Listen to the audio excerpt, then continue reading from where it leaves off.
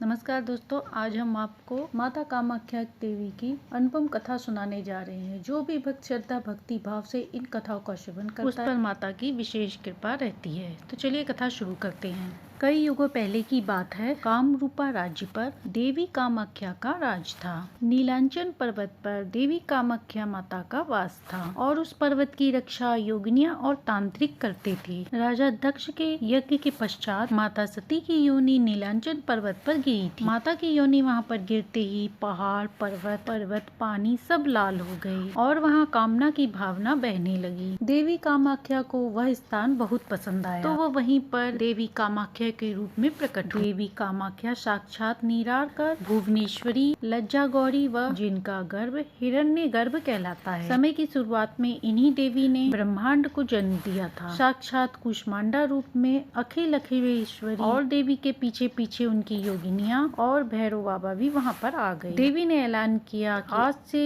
जिस किसी को भी मोक्ष व भोग इन दोनों की कामना हो, वह आत्मा की शुद्धि के साथ रूप की कामना हो जिसे वह यहाँ आएगा, और परमात्मा की एकता के साथ साथ जिसे जन्म मृत्यु का भय हो, यह स्थान वह स्थान कहलाएगा जहाँ पर लज्जा देवी होती हैं। मेरा वास यहाँ पर होगा और मैं युगों युगों तक यहीं पर रहूंगी। और आज से यह शक्तिपीठ कामाख्या शक्तिपीठ के नाम से पूरे संसार में प्रसिद्ध होगा। सती देवी की यहाँ पर योनि गिरी थी और इस शक्तिपीठ में मेरा वास होगा। तभी से माता और उनकी योगिनियां नीलांचन पर्वत पर रहने लगी। माता ने त्रिमूर्ति को प्रकट करके अपनी सवारी बनाया। श्री हरि विष्णु ने एक शेर का रूप लिया, ब्रह्मदेव ने कमल का रूप लिया और भगवान शिव ने एक शव का रूप लिया। इन तीरों के रूप में विराजमान रहकर माता तीन सवारी वाली देवी कहलाई। माता की लीला अति चमत्कारी थी। दूर दूर तक माता की महिमा फैलने लगी और ये माता की लीलाएं एक असुर के कान में भी जाकर पड़ी। वह कोई साधारण राक्षस नहीं था, बल्कि वराह स्वामी और भूलोक का पुत्र था। ऐसे दिव्य माता पिता की संतान होने के बावजूद उसकी बुद्धि बड़ी ही विलीन थी। उसने माता के बारे में अनेक कथाएं सुनी। माता पवित्र रूप से कामना की शक्ति होने के कारण माता का स्वरूप अतुलनीय था। वह साक्षात त्रिपुर सुंदरी थी। वह दुष्ट तारकासुर माता के दरबार में जा पहुंचा और वहां जाकर कहने लगा, हे देवी कामाख्या माता प्रकट हो। हर किसी की इच्छा पूर्ण करने वाली माता प्रकट हो। परंतु एक राक्षस के द्वारा पुकारे जाने पर माता प्रकट होने वाली नहीं थी। इसलिए नरकासुर ने माता की घोर तपस्या शुरू कर दी। कई हजारों सालों तक तपस्या करने के बाद माता कामाख्या प्रसन्न हो गईं और दिव्य प्रकाश के साथ देवी प्रकट हुईं और उन्होंने कहा, बोलो तारकासुर, क्या इच्छा है तुम्हारी? तब तारकासुर ने कहा, हे देवी, यदि आप मुझ पर प्रसन्न हैं तो मुझसे विवाह कर लीजिए। मैं आपको तीनों लोकों की रानी बनाकर रखूंगा। मुझसे उचित वर आपको कहीं नहीं मिलेगा। यह सुनकर माता हंसी और उन्होंने कहा कि मूर्ख बुद्धि आदमी, यदि तू चाहता तो मोक्ष मांग लेता, तू और कुछ मांगता तो तुझे मिल जाता, और तूने मांगा भी तो ये क्या मांगा? तारकासुर ने कहा, हे देवी, क्या आप मेरी इच्छा पूरी नहीं करेंगी? देवी ने कहा, क्या तू अपने आप को बहुत चतुर समझता है? तू सोचता है कि तूने मुझे अपने षड्यंत्र में फंसा लिया है? मैं जगत जननी हूँ और तू नहीं जानता कि सृष्टि की शुरुआत में मैंने ही सबको जन्म दिया था और मैं तेरी भी जननी हूँ, और तू खुद की माता से ही विवाह करेगा? तारकासुर ने कहा, हे देवी, मेरी माता भूदेवी हैं, आप मेरी माता नहीं हैं। आप मेरी इच्छा पूरी कर दीजिए। माता ने कहा, तेरी ये पापी इच्छा मैं पूरी नहीं करूंगी। तुझे प्रयास करना है तो कर ले। कल सुबह सूर्य उगने से पहले इस पहाड़ी तक मेरे दरबार तक सीढ़ियाँ बना ले। अगर तूने ये कर लिया, तूने अगर सीढ़ियाँ बना दी तो मैं तुझसे विवाह कर लूंगी। यह तो बहुत सरल चुनौती है देवी, देखिए कल सुबह तक मैं कैसे सीढ़ियाँ बना देता हूँ। और नरकासुर तेज गति से सीढ़ियाँ बनाने लगता है। अपनी असुर शक्तियों का प्रयोग करके वह सीढ़ियाँ बनाने ही वाला था कि सुबह होने वाली थी और कुछ ही क्षण बाकी थे और सीढ़ियाँ बनने वाली थी। देवी के योगिनियों ने देखा और देवी से कहा कि यह तो अपने कार्य में सफल हो रहा है देवी, तो क्या आप इससे विवाह कर लेंगी? माता ने कहा, मैं विवाह तो तब करूंगी जब ये अपनी चुनौती पूर्ण कर पाएगा। योगिनियों ने कहा, परंतु देवी, इसकी चुनौतियों से तो लगता है ये जल्द ही ऐसा कर ले। देवी हंसी और बोली, परंतु मैं ऐसा होने कहाँ दूंगी। और माता कामाख्या समय होने से पहले ही एक मुर्गे से बाग दिलवा देती हैं और नरकासुर को लगता है कि सुबह हो गई और वह निराश होकर आधी बनी सीढ़ियों को छोड़कर ही चला जाता है। कुछ समय पश्चात मुर्गे असलियत में बाग देते हैं। तब उसे पता चलता है कि उसके साथ छल हुआ है और नरकासुर अति क्रोधित हो जाता है और वह ये भी समझ जाता है कि देवी किसी के अधीन नहीं है।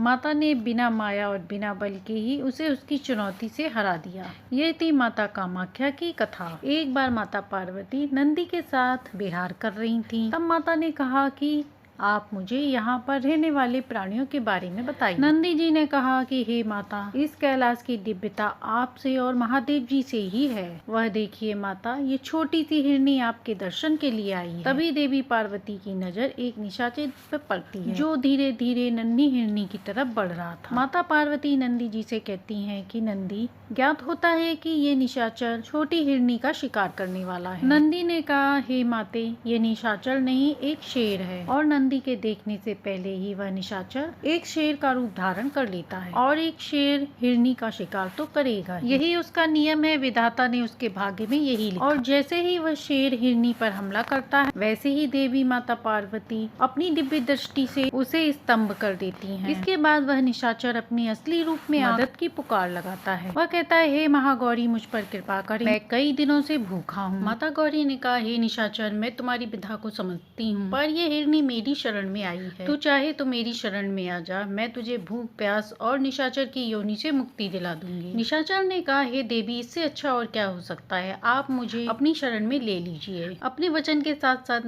देवी माँ, मुझे एक वरदान दीजिए। माता ने कहा, क्या चाहते हो तुम? माता ने कहा, मेरी शरण में आए हो, खाली हाथ नहीं जाओगे। निशाचर ने कहा, हे देवी माँ, आप मेरा साथ कभी न छोड़ें, आप हमेशा मेरे साथ रहें, बस यही वरदान मैं चाहता हूँ। देवी पार्वती प्रसन्न होकर कहती है, हे निशाचर, मैं तुम्हें 3 वरदान देती हूँ। पहला, तुम निशाचर योनि से मुक्त होकर शेर योनि में आ जाओ। दूसरा वरदान है, भूख प्यास से तुम सदा के लिए मुक्त हो जाओ। तीसरा वरदान, मैं तुम्हें अपना वाहन बनने का सौभाग्य प्रदान करती हूँ। और यह सुनकर वह शेर सुनहरी ऊर्जा से चमक उठता है। माता ने कहा, मैं तुम्हारे सुनहरे रंग के कारण मैं तुम्हें सोमनंदी का नाम देती हूँ। और वह शेर खुशी खुशी माता का वाहन बनकर उनकी यात्रा पर उनके साथ हमेशा रहने लगा। इसके बाद माता पार्वती ने कहा, हे नंदी, चलिए अब स्वामी के पास चलते हैं। जब माता पार्वती कैलाश पर्वत पर आती हैं, तब भगवान शिव उस समय ध्यान में थे। तब देवी ब्रह्मा विष्णु को यात्रा करते आता देखती हैं। जब वह कैलाश पर पहुंचते हैं तो देवी पार्वती कहती हैं, माता पार्वती ने कहा, सभी देवगणों को मेरा प्रणाम, आप सभी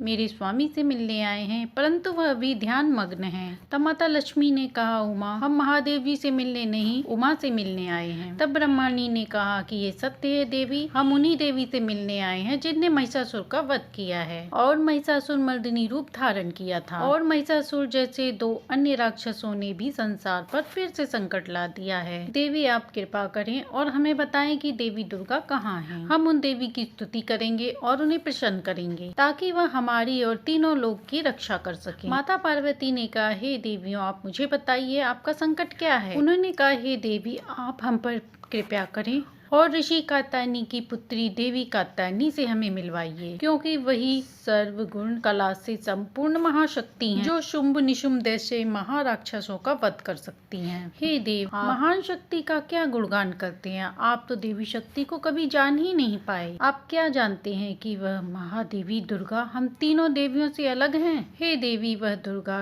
शक्ति हम सभी देवताओं की शक्तियों से मिलकर प्रकट हुई थी। हे देवराज, कभी भी शक्ति में भेद न लाइए। शक्ति शक्ति यानी प्रकृति की, जब शक्ति पराशक्त है तब देवी आदि दुर्गा है, और जब पुरुष रुद्र है तब यानी मेरे स्वामी है तब प्रकृति मैं यानी उमा है, और जब पुरुष नारायण का रूप रखता है तब प्रकृति लक्ष्मी बन जाती है, और जब पुरुष पिता का रूप धरता है तब प्रकृति वाणी बनकर उसका सहयोग करती है। इनमें से कोई भी किसी से श्रेष्ठ नहीं है। हे देवी, यदि ऐसा है तो आप ही दुर्गा देवी का रूप धारण कर लीजिए, हम आपको ही अपनी दुविधा बता देंगे। और तभी देवी पार्वती में से लाल ऊर्जा प्रकट होती है और देवी पार्वती देवी अंबिका का रूप ले लेती हैं। सभी देवी देवता आश्चर्यचकित हो जाते हैं और उनके सामने नतमस्तक हो जाते हैं। देवी लक्ष्मी और देवी सरस्वती जाकर देवी की सेवा करने ब्रह्मा जी कहते हैं, हे देवी, हमारी पुकार सुनिए। देवी लक्ष्मी की नजरों से माँ अंबिका में भगवान विष्णु दिखाई देते हैं और तभी से भी देवी देवता माता की सेवा करने लगते हैं। माता दुर्गा ने कहा, कहो ब्रह्मा, क्या चिंता है तुम्हारी? तब ब्रह्मा जी ने कहा, हे देवी, तीनों लोग संकट संकट में है। शुंभ निशुंभ तीनों लोकों में आतंक मचा रहे हैं। मुझसे ही उन्होंने वरदान पाया था। उन्होंने मुझसे ही वरदान मांगा था कि कोई भी देवी देवता उनका वध न कर पाए। केवल कोई कुंवारी कन्या जो गर्भ से न जन्मी हो वही उनका अंत कर पाए। आपका तो अपनी माता के गर्भ से जन्म हुआ है, फिर शुंभ निशुंभ का वध कौन करेगा? और तभी आकाशवाणी होती है